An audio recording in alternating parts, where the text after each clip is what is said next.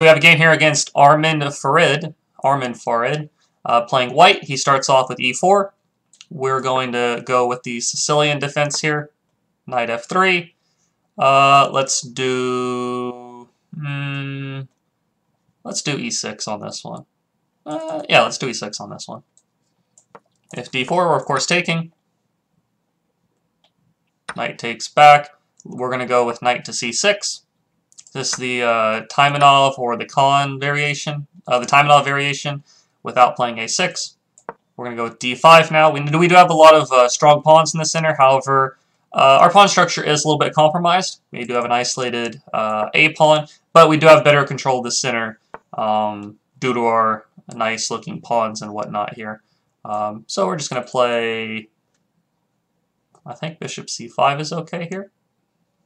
Bishop e7 is also fine. Just be a little bit compact. We're going to get castled. I'm going to play a5. I'd like to play a4 to trade off the a-pawn, but he's going to play a4 to stop that, which is perfectly fine. This weakens the b4 square a little bit for him. We're going to continue with probably just bishop a6 here, I think is fine.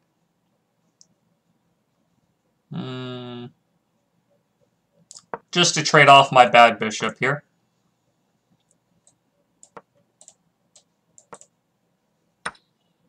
Okay, take back. Queen e2, no problem. We'll just retreat. Next is I think we'll just play queen c7. Rook to e8. Just lining up against the queen. The plan from here pretty much is not anything very special. Just trying to maneuver a little bit, see what white's going to do. We're just kind of centralizing the pieces. If he ever takes our pawn, we're taking back with the c-pawn. I don't really want to take his, though, because then that will isolate my c-pawn as well. I might play c5 pretty soon. At some point, could be possible. Or maybe d4, depending on the situation here.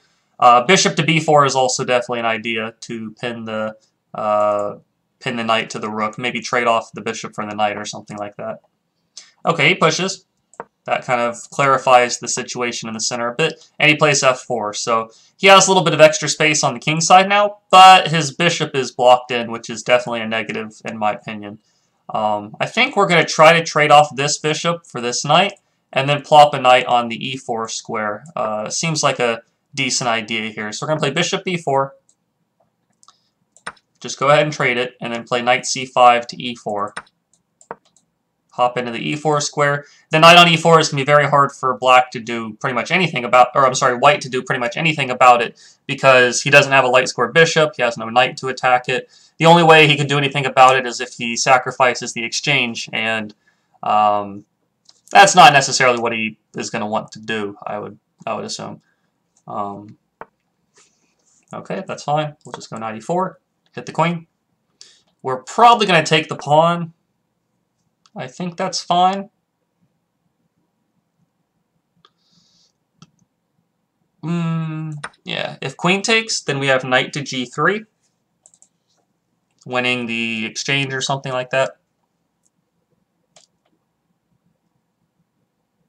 We also have rook e6 to g6 is probably a idea to come. Rook e6 to g6.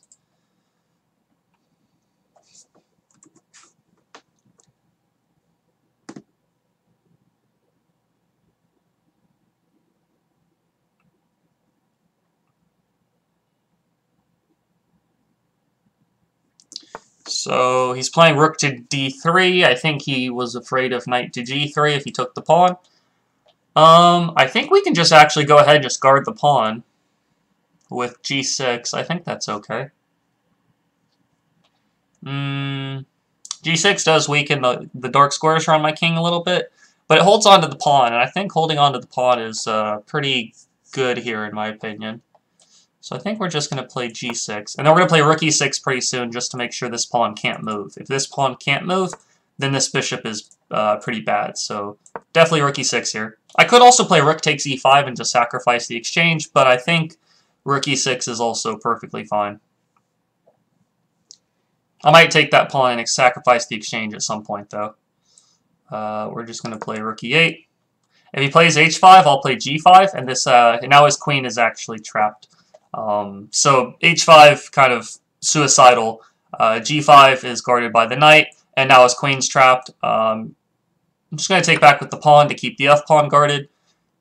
Now my position obviously is just completely crushing here. Going to play f4, knight g3, stuff like that. I think we'll check first and just see where he goes.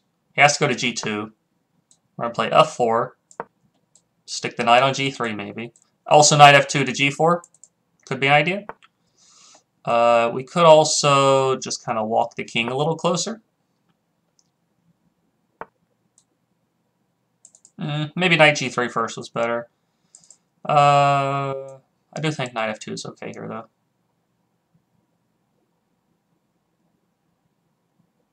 I think we're just going to go rook g8. If he wants to open up the g-file, that's perfectly fine with me. I'll just step back to the e8 square here.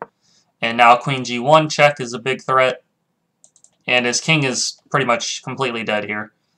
So now we have queen g1 check, and then queen to h1 is checkmate. Okay, so we won that one. Let's go ahead and analyze it. Flip the board. So here, move this a little bit. Okay. So here, white plays e4, we play c5, knight f3, 6, d4, take, knight c6, knight takes. Usually white also can play like knight c3, bishop e3, bishop e2, bishop c4. Lots of different moves white can choose here. Knight takes c6 is one of them. I take back. The upside for black is that I do get this, once I play d5, I get a solid control of the center. However, I do have a little bit of pawn weaknesses on my queen side, isolated pawn, for example. So an endgame is probably a little bit in white's favor at this point. Hey, thanks a lot for the follow. Karma's a bitch. And hey, how's it going, the Carters? Nice to see you guys here. Hope you guys are enjoying it so far. So white went ahead and castled here. Knight f6, knight d2. I don't really want to capture this pawn because after the knight takes back, now I have two isolated pawns compared to just one isolated pawn in this case. I'd rather white take so that I can capture back. So bishop e7, b3, castles, bishop e2, a5, a4. After a4, as we saw kind of in the game, bishop to b4 became a possibility that happened later. a4 is not a bad move, though. It does stop me from playing my own a4. For example, if white did queen e2, I was going to play a4, trying to get rid of my isolated pawn. Probably just capture next move, get rid of my weakness in the position. But white played a4. Bishop a6, trading off my bad bishop, blocked behind my central pawns. For his... it's maybe not as good bishop yet, but it's a decent piece for him. My piece wasn't really doing much behind the pawn, so I figured I'll go trade it off. Simply retreat the rook, get the queen moved around, just kind of maneuvering pieces a little bit. I don't think he should have played e5 just yet. I think it's better for him just to kind of bide his time.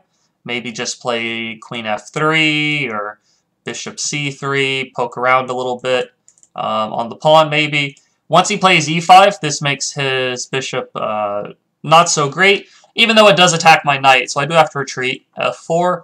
And now, as we saw, when these two pieces come off the board, knight c5 to e4 becomes strong. If I did knight c5 immediately, though, I can't really hop in because the knight's covering it. So I figured let's get rid of the knight first.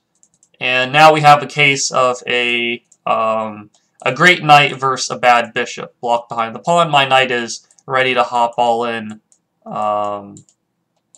white's position. We take the pawn. If the queen had taken back, we were probably going to play knight g3, forking the queen and the rook. So I think that's what white was worried about. So white covered that square. We guard the pawn. Queen h6. We just block that pawn. We got to be a little bit careful. If we push like the pawn, for example, white can try to open up the bishop with checkmate ideas. So I just played rook e6 to block the pawn from moving. And once white plays h5, that's a pretty big mistake. g5, and now the The queen is just trapped, you know, trapped in the corner there. And this is pretty easy to win from here when I'm up a queen for a rook. Okay, so let's look for another game here.